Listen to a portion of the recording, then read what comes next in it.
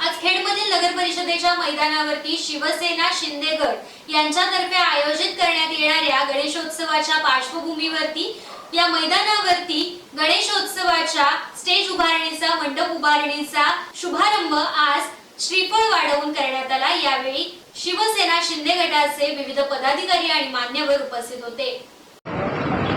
खेड शहर शिवसेना सार्वजनिक गणेशोत्सव 2024 आज या ठिकाणी आपण मनपाचा नारळ फोडून या ठिकाणी शुभारंभ केलेला आहे।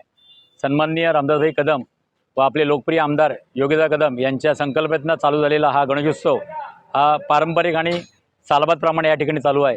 खेड शहरातील सर्व नागरिकांची आशा असलेलं खेडचा महाराजा या ठिकाणी विराजमान होणार आहे।